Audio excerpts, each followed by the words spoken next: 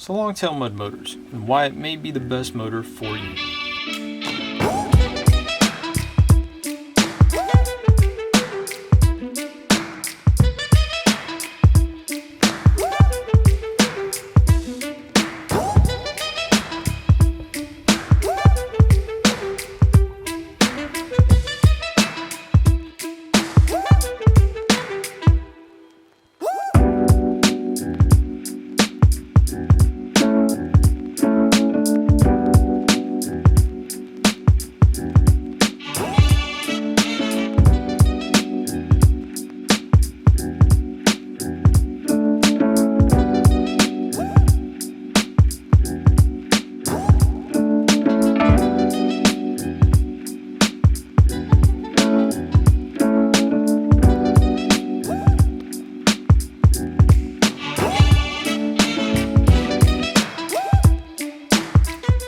This is JT Gatoring, where I like to share my outdoor experiences and what I've learned from them.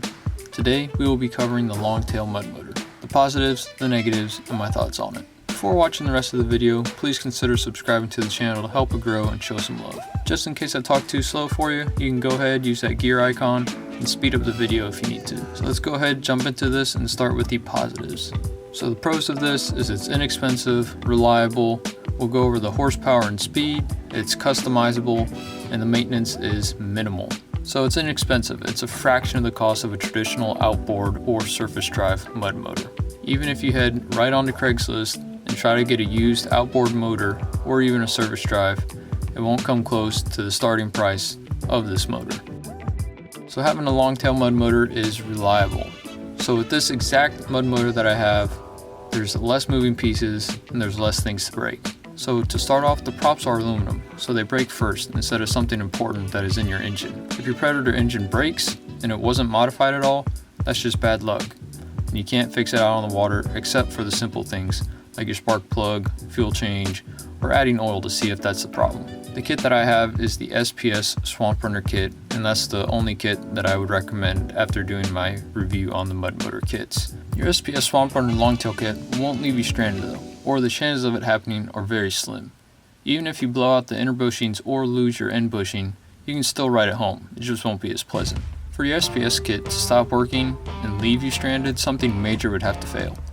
After building a few longtails, I don't see that happening with the SPS kit. With using the Predator engine coupled with the Swamp Runner kit, this setup will run through rocky boulder-filled rivers, stump-infested swamps, and cattail-filled marshlands. Not to mention it'll blow through the mud flats. This setup is air-cooled, so no worries if clean water isn't available. For horsepower and speed, you can get a 2.5 horsepower engine all the way up to 40 horsepower. The idea behind the longtail is to be efficient. The prop reuses some of the energy already made by using the wake behind the boat. The shaft angle is minimal due to the 85-inch or 100-inch longtail, so the boat is propelled in a more efficient fashion, unlike the traditional outboards that normally sit lower in the water. This can be fixed by a jack plate, but that costs extra money, and there's still more benefits of a longtail mud motor. Also, the fuel consumption of this 13 horsepower Predator is awesome too, long reaching speeds of 23 miles per hour in this 1436 John boat. Another awesome thing about this setup is that it is customizable. You have the ability to change whatever prop you need for cheap. You can change the length of your longtail, you can change the balance of your motor, and you can customize the parts on your motor for performance or cosmetic. For performance pieces, you can do an intake, you can do your exhaust, you can change the internals of the engine, and all of this can be done fairly cheaply. Not really cheap, but compared to other engines, it is cheap.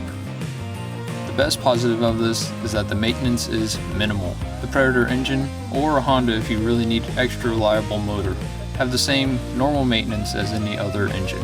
You change out the oil, spark plugs, run some additive through if you want to every now and then, the usual. With the SPS Swamp Runner kit, it depends on the different shaft you get. If you get the standard shaft, that's the one that I have. It's good to keep it greased, but that's all I do. There are some other maintenance things that you can do, but really, I just put a pump of grease in the coupler and the shaft twice a year. If you go with the more expensive shaft that Swamp Runner has a stainless steel inner shaft, and it has their value bushings all throughout the shaft, which sounds pretty indestructible. So some of the cons of this setup. First off, there's going to be a learning curve. This is a completely different tiller type motor.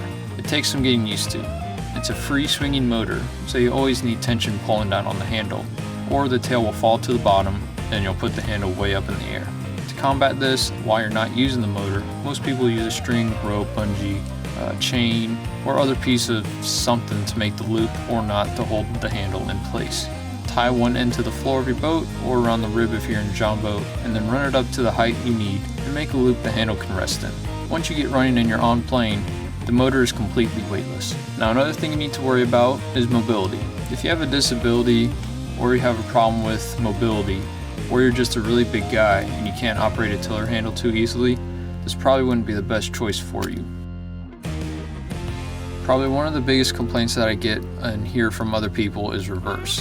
When you first look at it, there's no reverse. That is true. You do not have reverse. But once you get used to it, and that comes in the learning curve, you really don't need reverse if you know how to do it. For most mud motors under $2,000, you don't have a choice of reverse. Any longtail that I know of doesn't have reverse. I keep my boat light, so if I get stuck, it's because I'm on dry land, and the motor can't reach any mud or water to propel the boat anymore. So it's easy enough to get out and move the boat by hand. I'm on land anyway, so it's no big deal. If you need to maneuver in tight places like the boat ramp, bring the longtail into the boat and use a push-pull or a trolling motor to navigate traffic, tight places like a skinny canal or stream, or if I just need to dock with precision.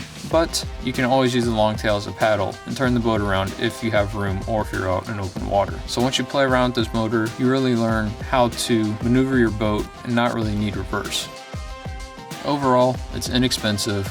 You need very little maintenance. It's easy to work on if you need customization or fixing. It runs my 1436 John boat as you see it at 23 miles per hour on a calm day, and with two people it runs 18 to 19 miles per hour on a regular day. It did take me a few trips to get used to, but after that it became part of the usual schedule. I try to keep things as cost effective as I can without taking away too much quality. With the cost of this setup being less than $900, brand new, it was well worth the investment for me. I do have a website at JT Gathering where I post articles that have more in-depth information on them if you want to learn more about certain videos or products like this one. You'll also find more information in the description of this video and down in the comments area where I answer questions from viewers and subscribers like yourself. I hope you enjoyed this video and hope to have you back next Saturday morning. Thank you for watching. This is JT Gathering.